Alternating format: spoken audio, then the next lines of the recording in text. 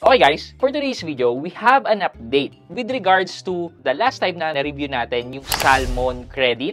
Remember this video? Yan, na 0% interest yung paggamit nyo ng Salmon Credit ng up to 60 days. Do you remember that? If not, you can head over to that video para malaman yung details niyan. Pero kung naalala nyo, ito na po. May update na po tayo kasi lumabas na po ang aking billing statement. And I'm sorry to tell you kasi hindi ko rin naman alam. Initially, hindi siya 0% interest.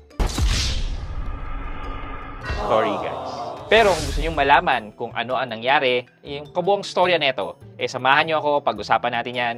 Sit back and let's discuss. Coming right up.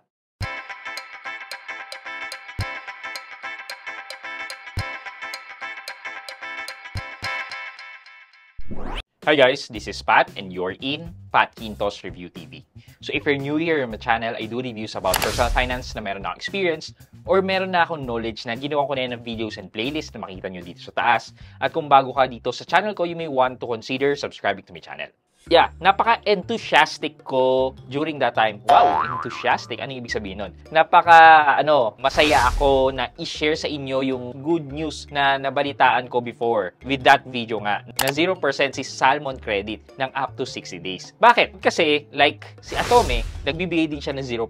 Pero the 0% only lasts for one cut-off or one billing cycle. Meaning, kaya niya ng up to 40 days. Kasi pagkatapos ng cut-off mo plus the remaining days until your due date, yun yung bumubuo ng total number of days na 0% interest. Ganon din naman si Bilis. One billing cycle din yung 0%.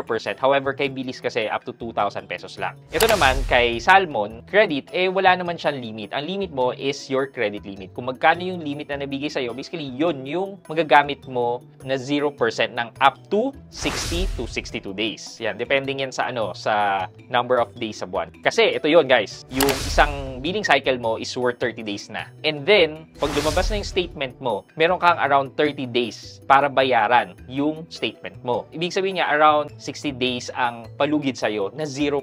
Sinong hindi matutuwa doon, di ba? And Salmon is a bank, di ba? So, mas maganda umutang dito. Ito na nga. So, lumabas sa aking statement. So, ito nakalagay dito. Ito daw yung 3,186.41 ang kailangan kong bayaran. 3,000 yung hiniram ko noon. And then, ang interest na sinarge sa akin ay 186.41 pesos. And then, may minimum payment na 500. Yan. Sir Pat, kala ko ba 0%? Kala ko rin. Pero may story behind it, okay? So, nung nakita ko parang ako din, sabi ko, bakit ako may interest? Ano yan? So, ang ginawa ko is, meron sa app ni Salmon na help. Clinic ko yung help. Pagka-click ko yung help, nakalagay chat with us. 24/7 naman sila. So, kahit madaling araw ko siya ginawa, may nakausap naman ng tao. Which is a good thing for a customer service na hanggang madaling araw may sumasagot. Okay, so, pinindot ko yung chat with us. However, ang unang dumating sa akin ay AI. Sabi ko noon, ano ba yan? AI, kaya pala 24/7. So, sabi ko doon, yan, your website says 0% interest for up to 62 days, right? Sumagot sa AI. Hi Patrick, welcome to Salmon. For Salmon financing, you have a 15-day cooling off period from the date of purchase to pay off the loan without interest. So, meron daw 15 days. To get this benefit, you need to request full early repayment. If you don't request it, interest may be charged even if you pay within 15 days. I don't have info about 62-day 0% interest offer. So, basically, hindi alam ni AI yung ino-offer nila. So, parang bago ba tong 0% na 62 days,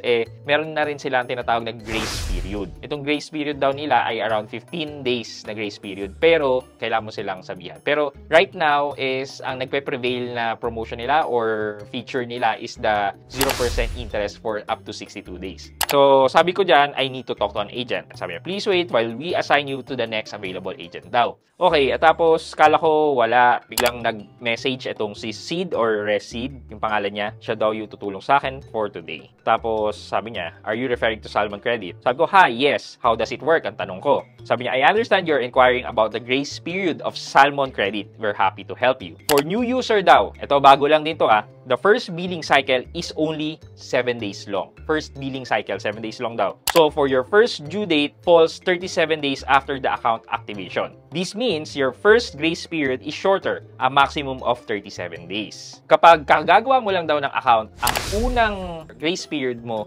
ay pwede lang umabot ng pinakamahaba na yung 37 days. Pag unang buwan yun. Pero after na nun, ayan, starting from the second billing cycle, your statement will follow a regular monthly schedule and the grace period can extend to up to 62 days. Okay, so agent na to nakausap ko. Sabi ko, okay, I'm not a new user though. Yun ang sabi ko. But I got my statement already and I receive a statement with interest. Sabi ko, can you verify what seems to be the disconnect on my account? Nag-reply siya, upon checking, your grace period has not yet been activated. This is the reason you were charged of interest. So, meron ako inisip ng dalawang bagay nun. Una, paano i-activate at pwede ba siyang i-activate? Pangalawa, pagkatapos siyang i-activate, makatatanggal ba yung interest na na-charge sa akin? Okay, let's continue. Okay, so ang tanong ko, okay, so why it is not activated? How can it be activated? Sabi niya, please give me 5 minutes to check your account. Sabi niya, thank you for waiting. I'll be happy to help you activate your grace period. Please give me 2 minutes to process it. Tapos, habang ginagawa niyan, tinype ko, while you're activating it, may I ask if the interest charge to me will be waived. Na-delay pala yung pag-send na message ko. Na-activate niya daw pala ang yung grace period. Sabi ko, hello Sid. Ang tagal, wala nagre-reply. And then, eventually, sabi niya, as per checking, we regret to inform you that we cannot waive the interest since it was charged before activating your grace period. A good thing about this is your balance amounting to 3,186 is now covered by the grace period. Hindi ko na babasahin muna. Kwento ko na sa inyo. Pero ang naging argument ko doon is that, sabi ko sa kanya, hindi naman kalakihan yung amount ng interest. Kaya kong bayaran yan. However, parang false advertisement siya na nung nakita ko yon, I was under the impression na it is 0% interest na mag-a-apply sa akin. That's why ginamit ko itong Salmon Credit. And then the agent keeps insisting na yung account mo kasi luma na. Dahil luma na, hindi activated ang grace period. Parang dumating sa point na ako, para sa akin na wala nang sense na makipag-argue sa kanya. Iisa lang naman ang sinasabi niya. Katulad na lang neto. Sabi niya, please know po na hindi po false advertisement ito since totoo naman po talaga ang grace period and how it works. Nagkataon lang po na hindi activated ang inyong grace period. As I mentioned, activated na po ito and it will work now for your current balance. Which is tama naman. However, nung nakita ko yon at ginamit ko yon dahil hindi activated, di mali. Tanong ko, so kasalanan ko ba kaya ako nagka-interest? Sabi niya, hindi po. Pero may option po tayo na i-activate ang grace period sa inyong Salmon account. Sabi ko, meron ba kayong disclaimer na kailangan i-contact ang customer service para i-activate yung grace period? Okay, so yung grace period ay hindi for all customer na may maayos na record. Sabi ko din dito na worried ako kasi wala naman nagsabi sa akin na kailangan kong kontakin ng customer service for activation. Again, sabi niya dito, ni-reiterate lang yan na nangyayari lang ang auto-activate ng grace period sa mga bagong customer na mag-apply ng Salmon Credit. Pero dahil March of 2024 pa daw ang aking Salmon account, hindi siya applicable. But then again, yun nga sabi ko, wala namang kasing disclaimer na kailangan kontakin or wala ring sinabing disclaimer na ang grace period ay applicable lang sa mga bagong account. Walang sinabing ganun. Again, same reply na nangyayari lang yan, etc., etc., etc. This is why kailangan po natin i-request ito. So, balik na naman ako. Wala namang instruction sa website nyo. Or meron ba? Kung meron, pakibigay sa akin yung link para malaman ko. Sabi niya, wala po since we just recently released these perks of grace period. Sabi ko, this is exactly my point. Wala. Then, medyo nababatrip na ako, kaya medyo, ginamitan ko na siya ng content creator card. Hindi na ako nakatiis. Sinabi ko, ni-review ko kasi si Salmon and shinare ko yan sa mga subscribers ko. By the way, I'm Pat Quinto from YouTube. Sabi ko, ni-review ko yan, thinking na 0% yan. Hindi lang naman ako siguro ang may old account. For sure, yung mga nanonood sa akin, meron ding Salmon account na luma na posibleng ginamit na rin yan upon watching my video. Thus, parehas kami ng senaryo na hindi makakatanggap ng 0% interest. Tapos, sabi niya, rest assured po na makakarating ito sa aming nakakataas. Maraming salamat po sa inyong feedback. Sabi ko, sige, para matapos na. Okay, see, thank you. Hopefully, management can take action. Regards. We'll do our best po makarating ito. Salamat po ulit. Yan yung nangyari nung gabi. And then, habang nasa gym ako, bigla nagkaroon ng notification yung cellphone ko for Salmon. And then, nung pagsilip ko, ito na. I was really expecting na tapos na yon. As in, babayaran ko na lang. Sabi ko pa noon, gagawan ko na lang ng panibagong review para maging aware mga tao at gawin yung mga necessary steps na kailangan kontakin yung customer service, ipa-activate yung grace period, whatnot. Ito na. So, nag-message sila. Ang sabi nila by... Good afternoon, this is Christine from Salmon Escalation Team. We received your concern regarding the grace period offer. We apologize for the confusion, especially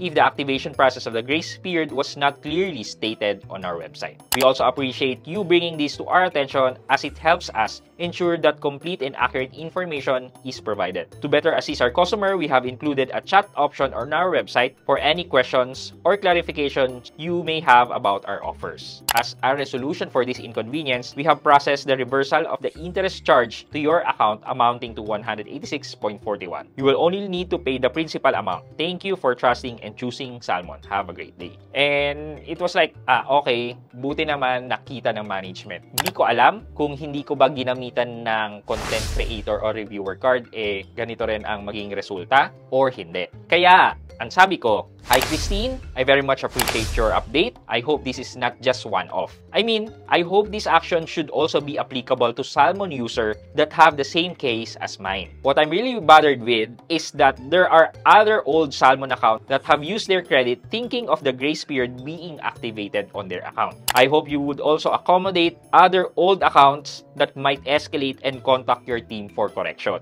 I believe doing so will help strengthen your brand as what other lending companies are doing such as Atome and Belize. And then, nag-reply naman siya. Sabi niya, yes, and we also appreciate your effort in informing us about this. Our goal is to support every customer and address their concern, which is why we have provided an option to contact us directly for that purpose. Sabi ko, this is good to hear. Thank you so much. Then, yeah, tapos na. Sana nasubaybayan niyo yung story at hindi naging magulo. So, in the end, yun nga, tinanggal nila yung interest, which is, thank you po, Salmon, for correcting the issue. Again, as a customer po, reading your website, I am under the impression na 0% po yan sa akin. Pag ginamit ko, 0%. And there's no disclaimer na kailangang kontakin ng customer service para ipa-activate. Siguro, this is one of the reason kung bakit nung nirelease ko yung video na yon, merong nagsabi na hindi naman daw 0%.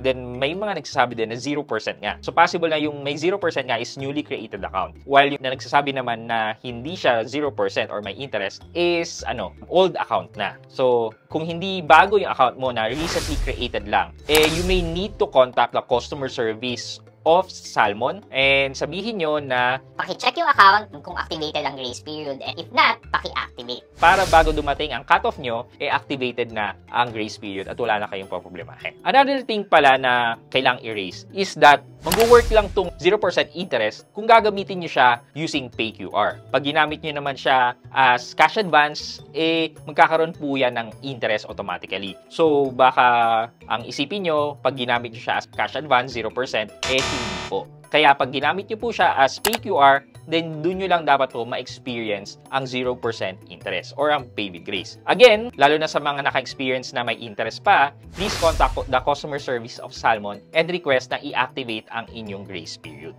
Medyo mahaba pero sana nasubaybayan nyo yung conversation namin. And I really hope na hindi kayo magkaroon ng issue with Salmon and makorek nyo yung grace period if not activated on your end. Yun lang naman po. Again, thank you so much din po dun sa escalation team ni Salmon in clarifying and correcting the matter. And I hope po na i-accommodate nyo po lahat ng mga nakanood sa akin na old account na magrereklamo na magkaka-interest sila, thinking na 0% interest po sila dapat. Okay, for our question of the day, kayo ba kaya nyong i-forgo yung ganyang kalit na amount at hayaan na lang para wala na lang problema, bayaran ko na lang at hindi na ako uutang ulit? Or mas gugustuhin yung erase yan at i-correct kahit na maliit na amount lang yan? Alin kayo sa dalawa? Yan, let me know sa comment section sa baba at may chance po kayong manalo ng 1,000 pesos sa ating weekly Gcash giveaway and also sa ating cellphone giveaway. Yun lamang po for today's video, but before we end this video, mag-shoutout po muna tayo at shoutout kay Share at Series Chair. Sabi po niya, first, shoutout po Sir Pat. First ako